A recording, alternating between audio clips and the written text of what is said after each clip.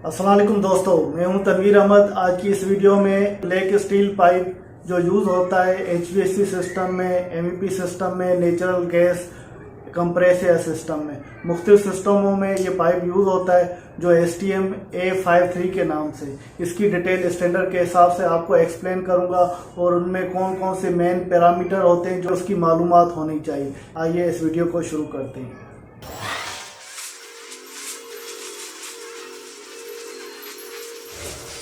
दोस्तों, यहाँ पर हम केमिकल रिक्वायरमेंट देखेंगे STM A53 की, जो पाइप के ब्लैक स्टील पाइप में होती हैं।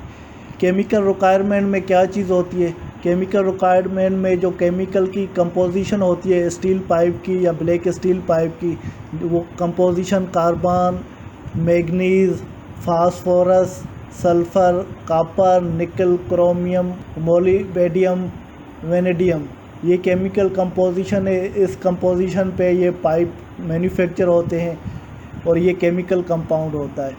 तो इसमें मैक्सिमम परसेंटेज कितने, कौन से कार्बन की कितनी होनी चाहिए, मैग्नीज की कितनी होनी चाहिए, फास्फोरस की, ये सारी STM A53 स्टैंडर्ड के हिसाब से मेंशन हुई है। उसमें हम देखते हैं टाइप S जो सीमलेस पाइप है। सीमलेस पाइप में दो ग्रेड हैं, ग्रेड A और ग्रेड B। तो इसमें हर कार्बन की भी परसेंटेज बताई गई है, मैग्नीज की भी, और सारे केमिकल जो पाइप में यूज़ हो रहे हैं तो उसकी सबकी बताई गई है। इसी तरह टाइप E है, इलेक्ट्रिक रेजिस्टेंट वेल्डेड जो पाइप होता है या वेल्डेड पाइप जिसे बोलते हैं, उसकी केमिकल कंपोजिशन बताई गई है और ग्रेड A में कितनी होनी चाहिए और ग्रेड B में कितनी होनी चाहिए रिक्वायरमेंट, तो वो भी स्टैंडर्ड जो डिज़ाइन हुआ पाइप उसके हिसाब से यहाँ पर दिखाई गई है। उसके बाद टाइप F जो फर्नेस वेल्डेड पाइप होता है, उसमें सिर्फ ग्रेड A होता है, उसकी केमिकल कंपोजिशन शो की गई है। हम यहाँ पर देखते हैं तो कार्बन की केमिकल कंपोजिशन कितनी परसेंटेज मैक्सिमम दी गई है। कार्बन में देखें ग्रेड A पाइप है, ग्रेड A पाइप है, सीमलेस पाइप है, उसमें 0.25% कार्बन की दी गई है और ग्रेड B में 0.3% कार्बन की दी गई है। सीमलेस स्टील पाइप, इस केमिकल या कंपोजिशन से पता चलता है मैक्सिमम जो कार्बन की परसेंटेज है और ग्रेड B में। इसी तरह नीचे आते हैं इलेक्ट्रिक वेल्डिंग पाइप में या वेल्डेड पाइप टाइप E जिसे कहते हैं, उसमें केमिकल कंपोजिशन ग्रेड A में देखते हैं तो 0.25 है और ग्रेड B में 0.3 है। इसी तरह टाइप F में देखते हैं तो उसमें ग्रेड A उसमें 0.3% है। तो इन केमिकल कंपोजिशनों से हमने देखकर हमें मालूम होता है तो ग्रेड B वाला पाइप की केमिकल कंपोजिशन इसमें ज़्यादा होने की वजह से मैकेनिकल स्ट्रेंथ इस पाइप में ज़्यादा है। और कार्बन के बाद मैग्नीज में देखते हैं तो सीमलेस पाइप में जो परसेंटेज है मैग्नीज की वो 0.9 है और ग्रेड B में जो है वो 1.2 है। इसी तरह वेल्डेड पाइप में 0.9 है और ग्रेड A में 0.9 है और ग्रेड B में 1.2 है। इसी तरह F में देखते हैं तो 1.2 है। तो ग्रेड A से ग्रेड B की परसेंटेज मैग्नीज की ज़्यादा है और बाकी दूसरे जो केमिकल है कंपोजिशन है जैसे फास्फोरस, सल्फ़र, ग्रेड A और B की सेम ही है दोनों में, वेल्डेड और सीमलेस में।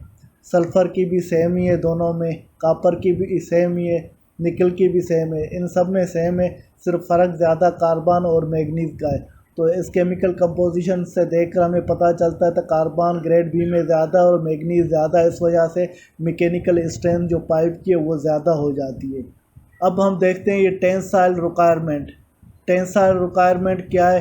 टेंसाइल रिक्वायरमेंट जो पाइप की स्ट्रेंथ है कैसे देखेंगे? टेंसाइल रिक्वायरमेंट में सबसे पहले टाइप F आते हैं, उसकी टेंसाइल रिक्वायरमेंट दी गई है।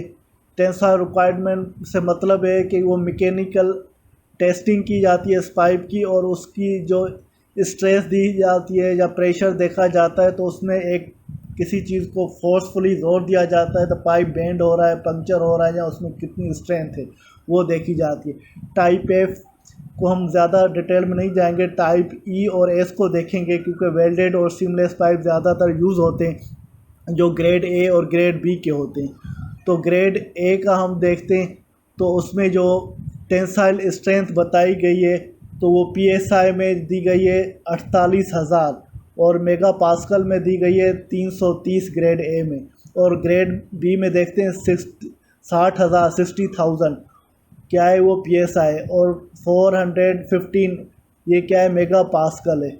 तो ग्रेड ए से ग्रेड बी की स्ट्रेंथ, टेंसाइल स्ट्रेंथ ज़्यादा है, इस वजह से तो ये पाइप ग्रेड बी का ज़्यादा बेहतर है बनिस्बत ग्रेड ए से।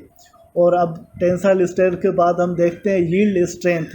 यील्ड स्ट्रेंथ में इसकी प्रेशर कितना है ग्रेड ए का, तो वो यील्ड स्ट्रेंथ कितनी है वो प्रेशर में यूनिट होता है, इस वजह से मैं प्रेशर कह रहा हूँ।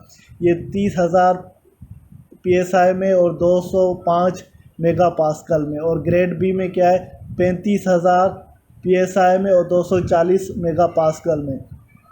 इसका मतलब है यील्ड स्ट्रेंथ भी ग्रेड ए पाइप है, वो वेल्डेड हो या सीमलेस हो, उसकी कम है बिनस्बत ग्रेड बी से।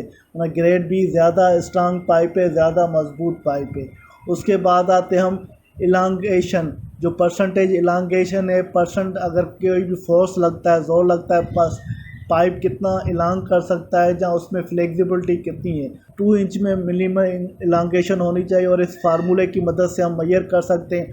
अब हम देखते हैं कि ये STM A53 के हिसाब से जो पाइप की डायमेंशन, वेट, टेस्ट प्रेशर कितना होता है, ये प्लेन एंड पाइप, जैसे मैंने पाइप के एंड की डिटेल आपको बताई थी, उसमें से हमने ये एक प्लेन एंड पाइप लिया है STM A53 के स्टैंडर्ड में। इसमें नॉमिनल पाइप साइज़ दी हुई है। देखिए नॉमिनल पाइप साइज़ है 1/8 इंच से लेकर ये मुख्तलिफ डाया के। तो ये शुरुआती जो पहला टेबल है जिसमें 1/8 से ये पाइप शुरू हो रहा है और 1 इंच से इंक्रीज़ होता जाएगा। नॉमिनल पाइप साइज जैसे आपको बताया वो हमेशा वो इंचज़ में होती है, और DN डाया नॉमिनल जो है वो मिलीमीटर में होता है। 6 जैसे यहाँ पर लिखा हुआ है, इसका मतलब है 6 मिलीमीटर या 8 मिलीमीटर, 10 मिलीमीटर। और ये एक जैसे ये इंच है नॉमिनल पाइप साइज जो 25 मिलीमीटर दिया गया। और उसके बाद ये आउटर डायामीटर, पाइप का आउटर डाया कितना है, ये इंचज़ में 0.4 दिया गया है, और 10.3 है मिलीमीटर में। अगर 1 इंच वाले को देखें तो इसमें 1.3 इंचज़ में और 33.4 ये मिलीमीटर में, ये आउटर डायामीटर है। और फिर उसके बाद ये वाल थिकनेस दी गई है, पाइप की वाल थिकनेस कितनी है। नॉमिनल वेट, एक पाइप का जो है वेट कितना है, वेट उसका यूनिट दिया गया है, वेट पर फुट, पाउंड पर फुट में देखेंगे 1 फुट में कितना पाउंड आएगा या 1 मीटर में कितना kg आएगा, तो वो उसका वेट दिया गया है। और ये वेट की क्लासेस होती हैं, स्टैंडर्ड, एक्स्ट्रा स्ट्रांग या high extra strong, double extra strong, ये स्टैंडर्ड ये क्लास दी जाती है वेट की। और उसके बाद ये शेड्यूल होते हैं पाइप के, तो वो 40 शेड्यूल भी होता है, 20 भी होता है, 80 भी होता है, 150 शेड्यूल होता है। जो ज़्यादातर पाइप हम वाटर सप्लाई या फायर फाइटिंग में यूज़ करते हैं वो 40 या 80 शेड्यूल के यूज़ करते हैं। और यहाँ पर ये टेस्ट प्रेशर है, तो ये प्रेशर अगर पाइप को टेस्ट किया जाता है जो फैक्ट्री में, वो PSI या किलो पास्कल में कितना है, वो ग्रेड ए का भी यहाँ पर बताया गया है, और ग्रेड बी का भी ये प्रेशर टेस्ट रिक्वायरमेंट बताई गई है। हम यहाँ पर 1 इंच वाले पाइप को सपोज करके लेते हैं और उसको समझते हैं। 1 इंच वाले पाइप में आप देखें तो नॉमिनल पाइप साइज ये 1 इंच में है, और ये जो DN डायामीटर नॉमिनल या नॉमिनल डायामीटर 25 mm। तो आप ये DN 25 लिखा होगा तो इससे आप समझ जाएंगे वो 1 इंच का पाइप अगर मिलीमीटर में तो 25 mm है। और ये आउटर डाया दिया गया है, जो 1 इंच का पाइप होता है उसका आउटर जो डाया होता है 1.3 इंचज़ होता है। अगर मिलीमीटर में देखेंगे तो वो 1 इंच का पाइप जो 25 mm का होता है उसका आउटर डाया 33.4 mm होता है, जैसे ये ऊपर यूनिट भी दिए गए हैं। उसके बाद आते हैं नॉमिनल वाल थिकनेस, ये पाइप है उसकी नॉमिनल वाल थिकनेस दी गई है। अभी वाल थिकनेस ये 4 वैल्यूज़ आते हैं। 4 वैल्यू से क्या मतलब है, ये स्टैंडर्ड पाइप है, एक्स्ट्रा स्टैंडर्ड पाइप या और डबल एक्स्ट्रा स्टैंडर्ड पाइप ये आ जाता है। और इसमें ये शेड्यूल 40 का पाइप है, ये शेड्यूल 80 का पाइप है, ये शेड्यूल 160 का पाइप है। और ये standard, extra standard, double extra standard, ये वेट क्लासेस होती है, इससे वेट में फ़र्क आ जाता है। और शेड्यूल है, इससे भी वेट में फ़र्क आया। जैसे 40 ये शेड्यूल का पाइप है, स्टैंडर्ड पाइप है, इसमें आप देखें तो नॉमिनल वाल थिकनेस 1.3 है। अगर शेड्यूल बढ़ जाएगा ये 80 हो जाएगा, इसमें पाइप की थिकनेस देखें 1.17 है। ये इंचेस में और मिलीमीटर में देखें थिकनेस 3.38 है, और ये 80 शेड्यूल में 4.55 मिलीमीटर है। तो वाल थिकनेस बढ़ गई। 160 शेड्यूल में आएंगे 6.35। पाइप 1 इंच का ही है, मगर वाल थिकनेस से चेंज होती जा रही है। इसी तरह वाल थिकनेस चेंज होने की वजह से पाइप का वेट भी चेंज हो जाएगा। वेट ये दिया गया है पाउंड पर फुट है, कितना पाउंड होगा 1 फुट में, जैसे 1.68 पाउंड होगा 1 फुट में 40 शेड्यूल के हिसाब से, और 2.5 जो वेट होगा 2.5 केजी होगा 1 मीटर में। अगर ये शेड्यूल 80 है तो यह देखें 3.25 केजी वेट होगा 1 मीटर का। अगर दूसरे 160 शेड्यूल में आते हैं तो 4.25 केजी वेट होगा 1 मीटर का। तो जैसे ये शेड्यूल चेंज होते जाएंगे, वेट क्लासेस चेंज होगी, तो पाइप की थिकनेस भी चेंज होती जाती है, पाइप का वज़न भी चेंज होता जाता है, मगर पाइप की साइज़ सेम ही रहती है। तो उसके बाद आते हैं टेस्ट प्रेशर में। इसमें शेड्यूल 40 के पाइप में आप देखें तो उसका टेस्ट प्रेशर कितना है 700 क्या है ये PSI, और 4800 क्या है किलो पास्कल है। हम PSI में बात करते, शेड्यूल 40 का ग्रेड ए में जो प्रेशर है वो 700 PSI प्रेशर ये टेस्ट हुआ है होगा स्टैंडर्ड के हिसाब से शेड्यूल 40 में, जो ग्रेड ए का होगा। ग्रेड बी का भी 700 PSI प्रेशर टेस्ट होगा, और ग्रेड शेड्यूल 80 में 850 PSI पे प्रेशर है, और ग्रेड जो बी है उसमें भी 850, और शेड्यूल 160 में 950 है ग्रेड ए का प्रेशर है, और ग्रेड बी में 950।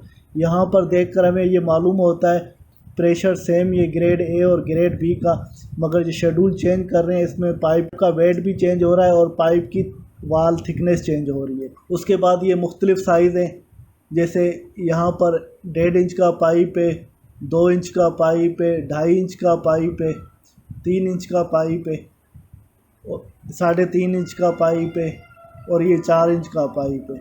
डाया 5 इंच का भी है, 6 इंच का भी है, 8 इंच का। ये तकरीबन जो एंड होती है इसकी 26 इंच तक डाया आ जाता है।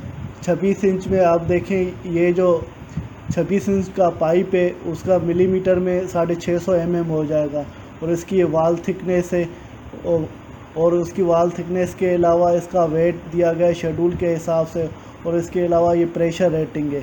इसमें यहाँ पर ग्रेड ए और ग्रेड बी में प्रेशर रेटिंग में ये फ़र्क आ जाता है, तो कहीं पे फ़र्क नहीं है, कहीं पे फ़र्क है, ये सारी चीज़ें देखनी चाहिए। और इसके अलावा मुख्तलिफ जैसे थ्रेडेड एंड कबलिंग है, ये उसका शेड्यूल दिया गया है। मुख्तलिफ एंड जॉइंट जो पाइप के होते हैं उसके हिसाब से ये सारी चीज़ें दी गई, और यहाँ पर ये थ्रेड की डिटेल दी गई है। जो पाइप थ्रेडेड होते हैं उसमें कौन सी डिटेल होती है, साइज़ उसकी क्या होती है, वो बताई गई है। काफ़ी डिटेल है स्टैंडर्ड STM A53 में। और उसके अलावा आगे चलेंगे, देखिए ये परसेंटेज जो इलांगेशन की मैं बात कर रहा था, वो परसेंटेज इलांगेशन के वैल्यू की इंफॉर्मेशन दी गई है, एरिया उसका हिसाब से, और उसकी परसेंटेज इलांगेशन कितनी होगी यहाँ पर शेड्यूल में भी बताया गया है। इसके अलावा काफ़ी चीज़ें इस स्टैंडर्ड जो STM A5 इसमें दी गई हैं। आप अगर इसको डिटेल से स्टडी करेंगे तो काफ़ी आपको इन्फॉर्मेशन मिलेगी और काफ़ी आपकी नॉलेज इम्प्रूव होगी। ये डॉक्यूमेंट आप इंटरनेट या गूगल से सर्च कर सकते हैं, और वो काफ़ी मुख्तलिफ़ लोकेशन पे ये अवेलेबल है। जैसे STM A53 आप लिख कर सर्च करेंगे तो ये डॉक्यूमेंट आपको गूगल पे भी मिल जाएगा, आप इजीली डाउनलोड कर सकते हैं और इसकी स्टडी कर सकते हैं। दोस्तों उम्मीद है कि ये video regarding steel pipe standard STM A53 की ये पसंद आई होगी। अगर ये वीडियो आपको पसंद आई है तो वीडियो को ज़रूर लाइक कीजिएगा, और अगर कोई क्वेरी हो तो आप कमेंट के फॉर्म में पूछ सकते हैं। इसके साथ तनवीर अहमद को इजाज़त दीजिए, अगले वीडियो तक अल्लाह हाफ़िज़।